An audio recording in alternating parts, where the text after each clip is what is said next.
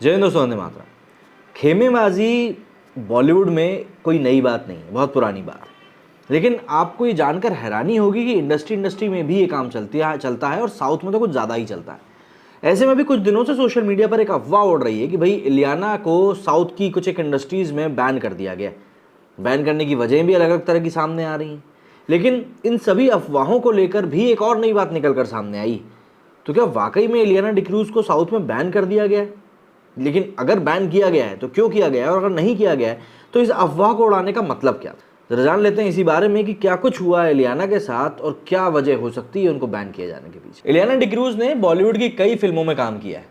इसमें किक से लेकर रुस्तम और रेड तक शामिल है।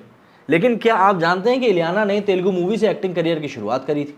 जी हाँ, उन्होंने तेलुगु की कई फिल्मों में काम किया। लेकिन अब ये खबर सामने आ रही है कि कॉलीवुड यानी कि तमिल फिल्म इंडस्ट्री ने एक्ट्रेस को हमेशा के लिए बैन कर दिया। इसको लेकर 10 मार्च से अफवाह उड़ रही थी।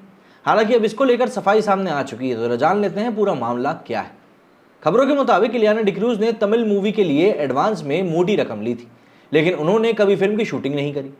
कहा जाता है कि फिल्म मेकर को भारी नुकसान हुआ और फिर उसने तमिल फिल्म प्रोड्यूसर्स काउंसिल में शिकायत दर्ज कराई। इसके बाद तमिल फिल्म मेकर्स ने इलियाना को किसी भी मूवी के लिए साइन ना करने का फैसला लिया। लेकिन अब इंडिया टुडे ने इस पूरे मामले का सच जानने के लिए तमिल फिल्म प्रोड्यूसर्स मतलब TFPC से बात की तो पता चला कि ये रिपोर्ट बिल्कुल गलत है। TFPC ने कहा कि उनके द्वारा ऐसा कोई भी बैन नहीं लगाया गया, ये अफवाह है और ये अफवाह कहाँ से आई इसका कोई अंदाज़ा नहीं लगा सकता। कहा जा रहा है कि इन अफवाहों का ये कारण भी हो सकता है कि उनके फैंस इसके लिए बैन को जिम्मेदार ठहराएं, ना कि उनकी चॉइस को। इलियाना ने जब बॉलीवुड में अपने करियर की शुरुआत करी थी तब वो टॉलीवुड की फेमस एक्ट्रेस थी। उन्होंने ज़्यादा साउथ फिल्मों में काम नहीं किया, लेकिन वहाँ पर उनकी तगड़ी फैन फॉलोइंग है। साल 2018 में रवि तेजा की अमर अकबर एंथनी में भी वो नजर आई थी। इलियाना की आखिरी तमिल फिल्म 2012 में थलपति विजय के साथ थी।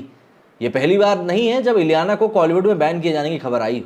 2021 में भी इसी तरह की रिपोर्ट सामने आई थी, लेकिन तब भी यही बात निकल कर पता चली थी कि भैया इस तरह की बातों में किसी भी प्रकार की कोई सच्चाई नहीं। लेकिन अब आप देखिए यहाँ पर समझने वाली बात क्या है। इलियाना डिक्रूज ने अपने एक फलते फूलते करियर को छोड़कर बॉलीवुड की तरफ अपना रुख कर लिया। काम भी मिला उनको बॉलीवुड में, लेकिन एक सोलो लीड या फिर एक महिला प्रधान एक्टर की तरह उनको वो ख्याति नहीं मिल पाई और ना ही वो फैन फॉलोइंग मिल पाई जो कि उनके पास साउथ में थी। तो ऐसे में जब ये सवाल उठना शुरू हुए होंगे कि भैया आखिर ये साउथ की मूवीज़ क्यों नहीं कर रही हैं, तो ठीक ना सीधा सीधा प्रोड्यूसर्स के ऊपर फोड़ना ही सही रहा होगा कि भैया हमें जो है काम नहीं दे रहे क्योंकि हमें बैन कर दिया गया। फैंस को भी क्योंकि खुश रखना ज़रूरी है। लेकिन अब ऐसे में जो पूरी कारस्तानी निकल कर सामने आ रही है वो यही है कि भाई प्रोड्यूसर्स का साफ तौर पर कहना है कि भैया हमने कोई बैन नहीं किया। लेकिन हाँ, यहाँ पर इलियाना की मूवी को चुनने की चॉइस जो है जो उनकी, उसके ऊपर ज़रूर सवाल उठ रहे हैं कि उन्होंने एक फलते फूलते करियर को छोड़कर बॉलीवुड का रुख किया जहाँ पर कि उनको कोई खास सफलता मिली नहीं। ऐसा ही एग्जाम्पल तमन्ना भाटिया का भी है। वो भी बॉलीवुड की कई मूवीज़ में नजर आई, लेकिन हिम्मत वाला जिसमें कि एक सबसे बड़ी फ्लॉप मूवी शामिल है। लेकिन आप व्यापक तौर पर देखेंगे तो उन्होंने भी बॉलीवुड में कोई सफलता का स्वाद चखा नहीं है, जबकि साउथ में वो एक जाना पहचाना नाम है। मेरे स्टूडियो फिलहाल उतना ही। जय हिंद, जय भारत।